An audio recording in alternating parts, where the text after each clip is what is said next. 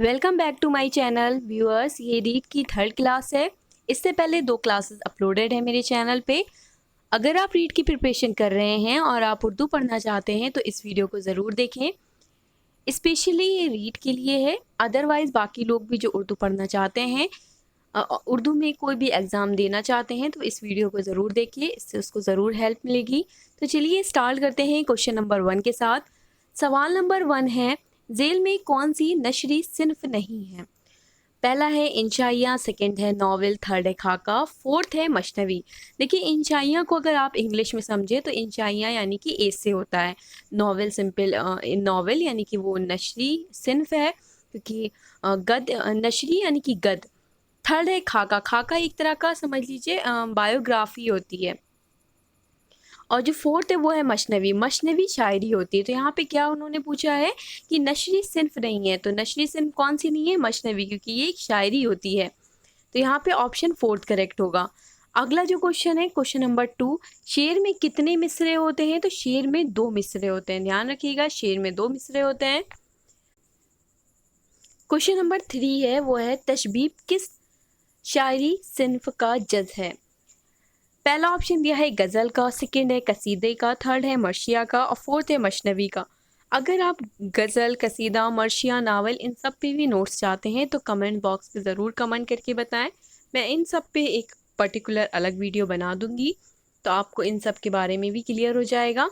तो इसका जो सही जवाब है वो है ऑप्शन 2 कसीदा। कसीदा के 4 अज्जा होते हैं। पहला जो होता है वो होता है तशबीब, सेकंड होता है गुरेज, थर्ड होता है मुजम्मत और फोर्थ जो होता है वो होता है मक्ता। तो यहाँ पे तशबीब पूछा है, तो तशबीब कसीदे का पहला अज्जा होता है, यानी कि सेकंड ऑप्शन जो है वो सही है, कसीदा। अगला क्वेश्चन है क्वेश्चन नंबर 4, उर्दू ज़बान किस मुल्क में पैदा हुई? पहला है हिंदुस्तान में, सेकंड है ईरान में, या फिर फोर्थ है सऊदी अरब में, या फिर थर्ड है सऊदी अरब में, या फिर फोर्थ है पाकिस्तान में। तो हिंदुस्तान इसका करेक्ट आंसर होगा। उर्दू ज़बान हिंदुस्तान में पैदा हुई। अगला क्वेश्चन है क्वेश्चन नंबर 5, गज़ल के पहले शेर को क्या कहते हैं? देखिए गज़ल के पहले शेर को क्या कहते हैं? ऑप्शन जो पहला दिया है वो दिया है मक्ता, सेकंड है मतला, या फिर थर्ड है मुसद्दस, या फिर फोर्थ है कता। तो इसका जो करेक्ट आंसर होगा वो होगा ऑप्शन 2, यानी कि गज़ल के पहले शेर को मतला कहते हैं। अगर आखिरी शेर पूछते तो यहाँ पे मक्ता आता। मक्ता आखिरी शेर को कहते हैं जिसमें शायर अपना तखल्लुस देता है। तो यहाँ पे ऑप्शन 2 करेक्ट होगा, क्योंकि यहाँ पे उसने क्या पूछा है, गज़ल के पहले शेर को क्या कहते हैं, जो कि सेकंड ऑप्शन करेक्ट होगा, मतला कहते हैं। अगला जो क्वेश्चन है उसमें आपको छोटा सा एक पैराग्राफ दिया है, जो कि बहुत ही इजी पैराग्राफ है। उसको पढ़िए, उससे रिलेटेड क्वेश्चन पूछे गए हैं, उसके जवाब देने हैं। दर्ज झेल इक्तबास को पढ़कर नीचे लिखे सवालात के जवाब लिखिए। यहाँ पे एक छोटा सा एक पैराग्राफ दिया है, बहुत ही इजी पैराग्राफ है, इससे रिलेटेड क्वेश्चन पूछे गए हैं। तो चलिए पैराग्राफ पढ़ते हैं। खुदा एक है, वही सबका मालिक है, वो हमेशा से है और हमेशा रहेगा। उसी ने सारी दुनिया को पैदा किया, ज़मीन और आसमान, पेड़ पौधे, चांद, सूरज और खाने पीने की सारी चीज़ें पैदा की। वो बड़ी कुदरत वाला है, वो ही सबको रोज़ी देने वाला है। उसी ने दिन और रात बनाए, दिन काम करने और रात आराम करने के लिए बनाई। आसमान से बारिश करके ज़मीन को सरसब्ज और शादाब बनाया।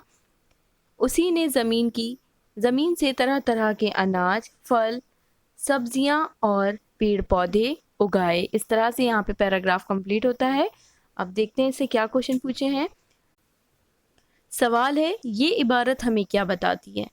बारिश मशीनों से होती है, पहला ऑप्शन। सेकंड है सबका मालिक खुदा है। थर्ड ऑप्शन है सब्जियां फल आदमी पैदा करते हैं। फोर्थ है रात काम करने के लिए होती है। तो यहाँ पे सही जवाब है ऑप्शन 2, सबका मालिक खुदा है। अगर आप पैराग्राफ नहीं भी पढ़ते हैं तब भी आप बआसानी इसका जवाब दे सकते हैं, बहुत ही ईजी क्वेश्चन है। अगला जो क्वेश्चन है वो है शादाब के मायने क्या है? पहला है काला पीला, सेकंड है बंजर, थर्ड है हरा भरा, या फिर फोर्थ है लाल। तो शादाब के मायने होते हैं हरा भरा, ऑप्शन 3।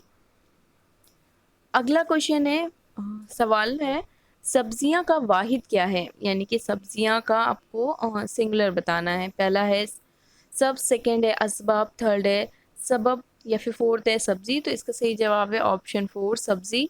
अगला क्वेश्चन है बड़ी का मुताजात क्या है? बड़ी का मुताजात छोटी, सिंपल सा आंसर ऑप्शन 1। अगला है सवाल चांद का मुतरादिफ क्या है? पहला है खुर्शीद, सेकंड है कमर, थर्ड है आफताब या फिर फोर्थ है आसमान। तो इसका सही जवाब है ऑप्शन 2। आफताब का मतलब होता है सूरज, यहाँ पे चांद पूछा है इसलिए ऑप्शन 2 करेक्ट होगा। अगला सवाल है तुलबा की तहरीरी सलाहियत का अंदाज़ा किस तरह किया जा सकता है? यानी कि आप स्टूडेंट का की जांच कर रहे हैं कि वो लिखने में, तहरीर मान्य होता है लिखने की सलाहियत का आपको अंदाज़ा लगाना है। तो इसके लिए क्या करेंगे? पहला एक किताब पढ़वाएंगे, किताब पढ़वाने से तहरीर का पता नहीं चलेगा इसलिए ये ऑप्शन गलत है। सेकंड है ज़बानी सवाल लेकर, इससे भी नहीं होगा। थर्ड है इमला देकर या फिर फोर्थ है किस्सा सुनाकर। तो यहाँ पे सही जवाब होगा इमला देकर ऑप्शन 3। अगला क्वेश्चन है शायरी में दिलचस्पी पैदा करने का क्या तरीका होना चाहिए?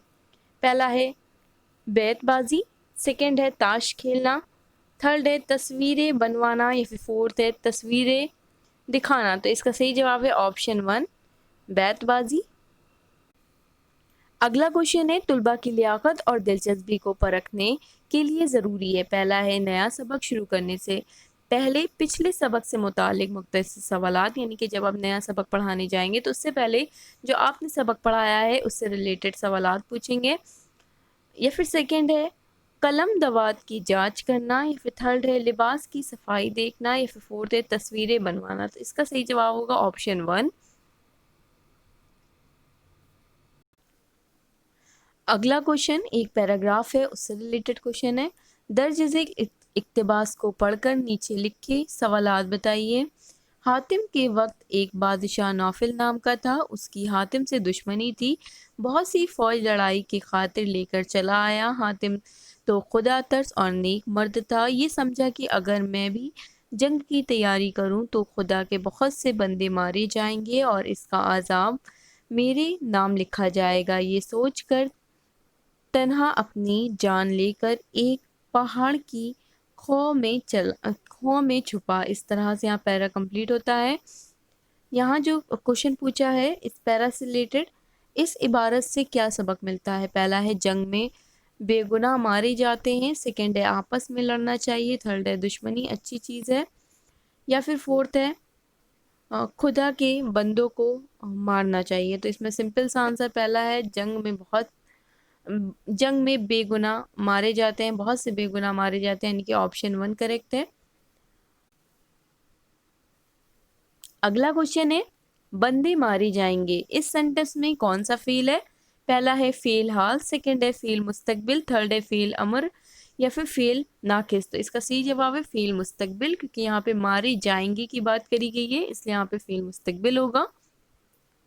अगला क्वेश्चन है नौफिल फौज लेकर चला आया कौन सा फेल है? फेल मुतादी, फेल नहीं, फेल हाल। यहाँ पे जो सही जवाब होगा वो होगा फेल मुतादी। अगला क्वेश्चन है वो कलमा जिससे किसी काम का करना होना जाहिर हो क्या कहलाता है? पहला है इस्म कहलाता है, सेकंड ज़मीर कहलाता है, या फिर थर्ड फेल, या फिर फोर्थ सिफत। तो ये फेल कहलाता है, यानी कि ऑप्शन थर्ड इसका सही होगा। अगला क्वेश्चन है एक पहाड़ की खौ में जा छुपा था कौन सा फेल है? पहला है फेल मजहूल, सेकंड है फेल माजी, या फिर फेल मारूफ, या फेल मुस्तकबिल। तो ये फेल माजी है, क्योंकि यहाँ पे माजी की बात हो रही है। एक पहाड़ की खौ में जा छुपा था, तो ये फेल माजी है। इस तरह से आज हम लोगों ने कुछ इंपॉर्टेंट क्वेश्चन किए। अगर ये वीडियो आपके लिए हेल्पफुल रही हो, आपको पसंद आई हो, तो इसे लाइक करें, मेरे चैनल को सब्सक्राइब करें और शेयर करना ना भूलें।